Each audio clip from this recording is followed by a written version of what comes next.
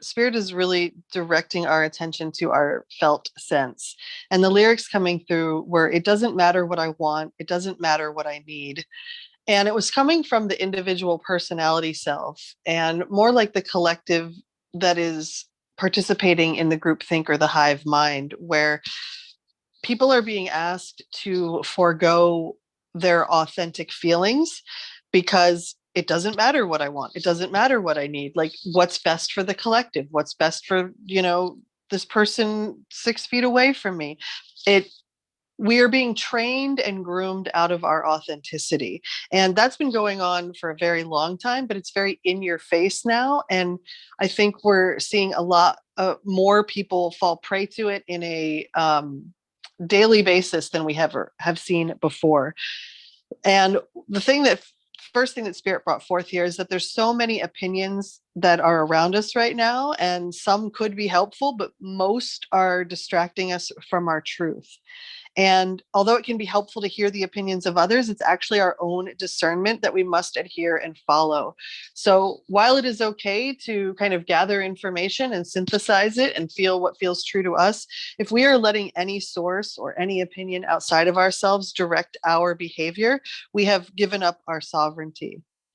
Spirit reminds that our unique soul path is what actually reveals, and that all the answers are already within us. So we don't ever need another person. Of course, it's helpful to have mentors and guides and people to point, the way, or to say, hey, I was there too. But ultimately, it's our unique soul path that actually reveals all that we need. And we're being encouraged that it doesn't matter whether these opinions are coming from a spouse, a loved one, a friend, a religious figure, the government, etc., that there are going to be negative karmic repercussions for everyone involved when we give our free will away to the authority of another. This is the mind virus, the spiritual thought virus, which has taken hold in the minds of many and swept us up in thinking things through rather than actually relying on our intuition, our heart logic, and our instinct. So it's taking the humanness out of us and bringing everything up into the mental structure, which is very confusing because the mind is always like, I could go this way, I could go this way. What's going to be the most secure way to, what's going to make the ego feel the most secure? So we really need to be relying on our intuition, our heart logic, and our instinct, because that's the only energy that's going to make sure that we are right place, right time, and that we're not caught in a loop of our own making.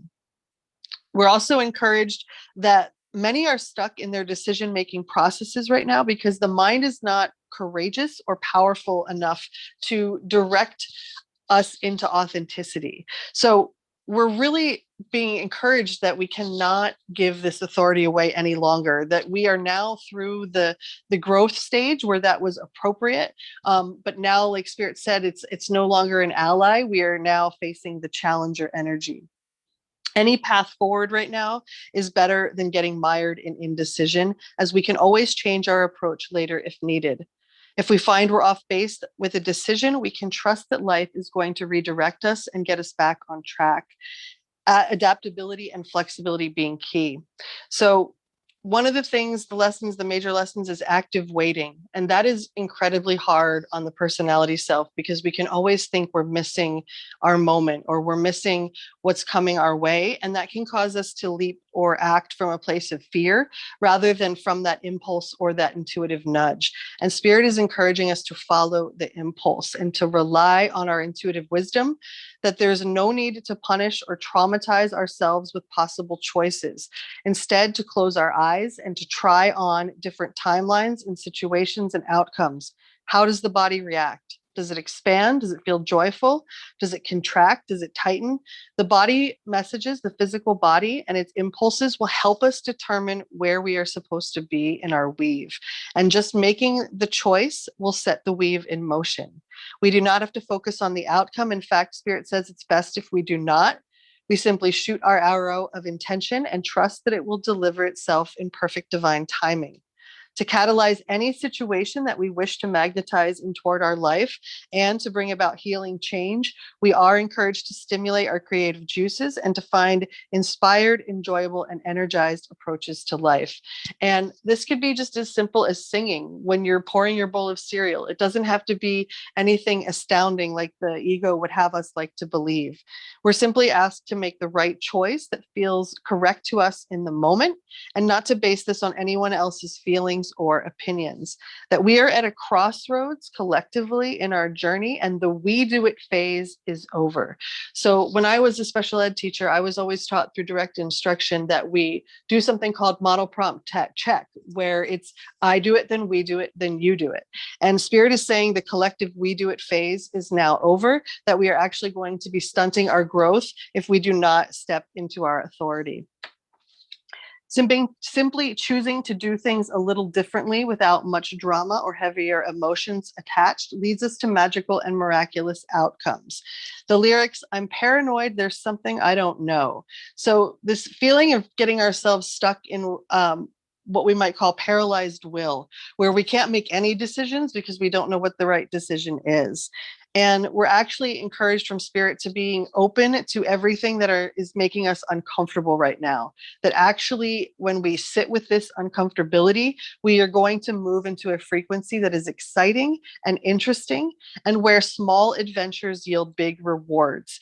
So we don't have to do grand gestures to shift our reality. We can simply shift something small, take a different path, buy something we've never eaten before, try something new. This releases the pressure on ourselves when we do this smallest of action, and it allows us to create change and positive shifts in really graceful and effortless ways simply by taking an action from the heart, like opening the door for someone or making eye contact and smiling. It's this return to humanness, this recognition that there is a plan to control the disillusion of our humanity right now. And if we are not aware of that, we are going to fall prey to that.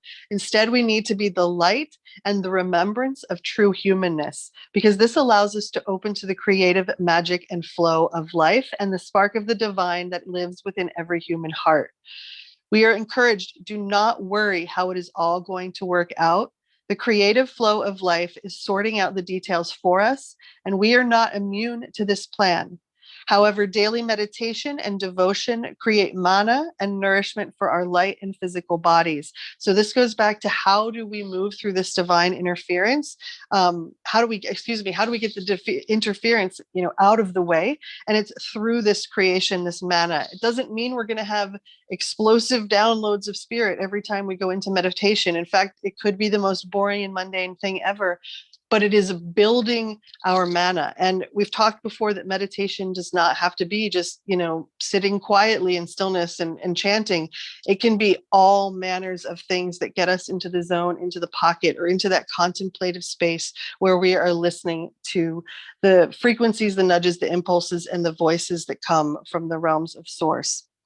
We're encouraged to connect to natural wisdom, to know that all is going to work out perfectly, and that gratitude is the frequency of ultimate prosperity. So when we can even thank the hard things, the radical gratitude when things are really, pushing us up against the wall, it's that frequency that actually allows us to bring forth and magnetize prosperity in all ways.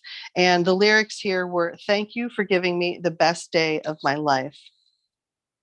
And so just to end this weave, Spirit once again reminds us a weave always ends where it begins, and that in episode 1, we have the energy of protecting treasure and the soul, and we are returning to it again. But once again, we talked about it in that more challenging, that firm energy.